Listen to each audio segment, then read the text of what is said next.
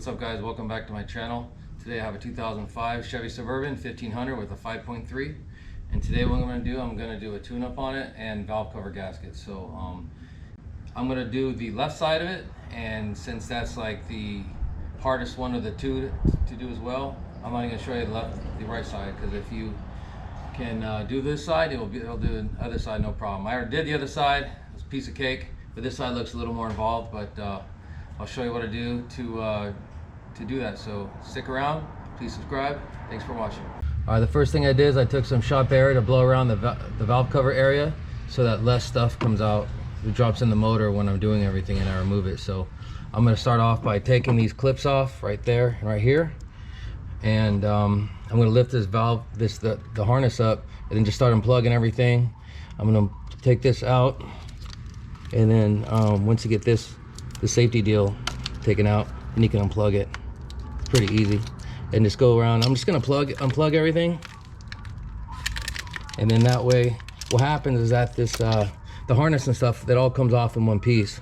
So the most difficult of this whole process is taking these spark plug wires out, because they're really like stuck to the bottom. So this has 142,000 miles on it. It's never had a tune-up, so that's why I'm doing it.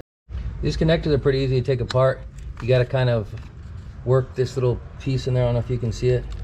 And then, there we go. See that? That little thing, actually I was pulling on the wrong spot. It goes right here and it comes out. Same thing with this other one up top.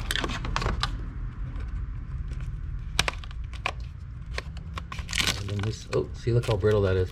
This is the stuff I don't want falling into the motor. Take these off, and then I'm going to take these 5 10mm bolts with the studs on them. There's 5 of them, and I'm gonna take it off, and then I'll be able to take this whole piece off right now. So it's just, these ones generally on top, they're only so bad to take off. It's the one where it goes in the motor, it's baked on there. So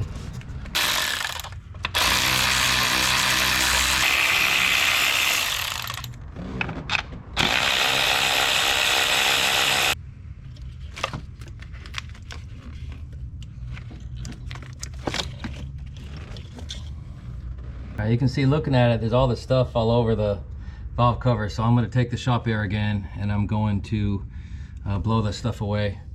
And then also too, at the very back you have a breather hose that just pops right out. So I'm gonna get a little pry bar underneath that thing, or a little screwdriver, and just get that out the way. And I'm just gonna kind of work around it.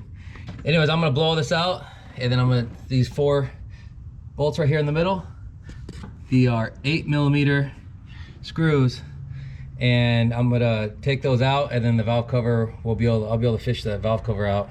You got those 4 screws loose, and underneath there's these rubber grommets that you got to kind of replace.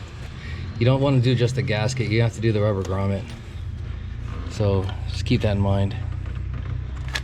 Come on, there we go. It's a little stuck there.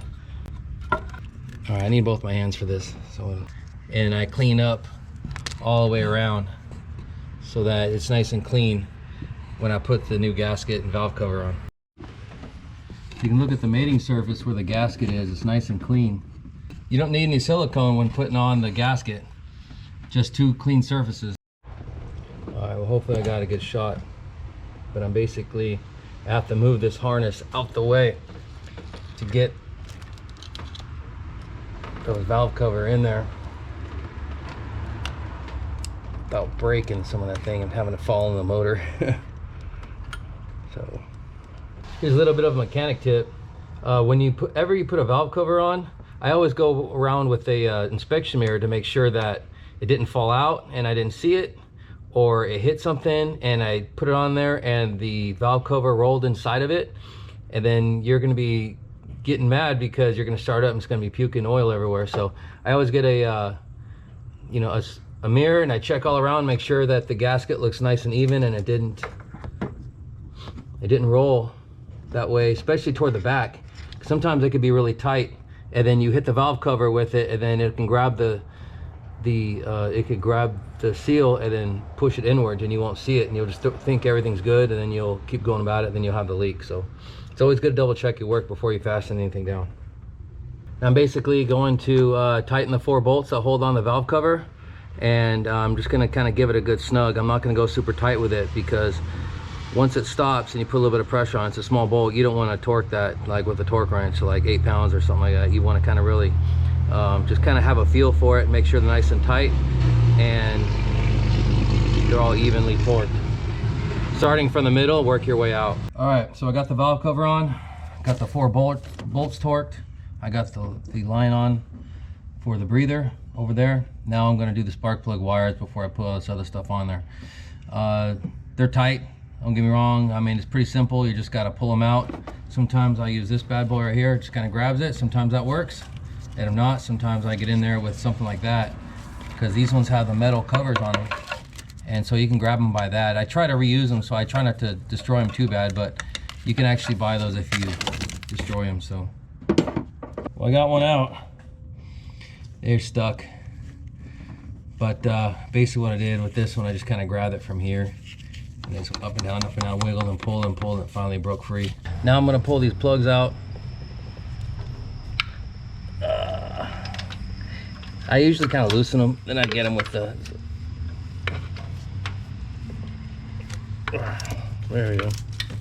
You guys remember this bad boy? It's time to put it on. Real easy, just move it out the way. Put it back in place. I'm gonna put all those bolts on, tighten them up, and then I'll plug in my harness, close these up, and then I'll put the wires and I'm done.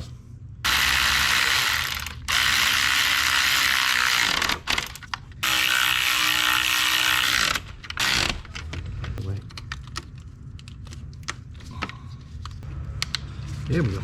And this one was in this one. As you can see, guys, I put them all back on. Everything's plugged in. Always double check your work. Now this other side, I already did it, but the process is the same. I think this side was a little easier, to be honest with you. So the worst part is getting that back spark plug boot off. The very, very back cylinder, I don't know if it's 7 or 8, I don't know what the firing, which side is the number 1. Anyways, that's kind of, but it's, you know, it's the same process, man. You just take it off and then clean it and put it back on. But I think this side was a lot easier than the other side, but the process is the same. Well, guys, thanks for tuning in. I hope you learned something. As always, please like and subscribe. Thanks for tuning in. See you on the next video. Later.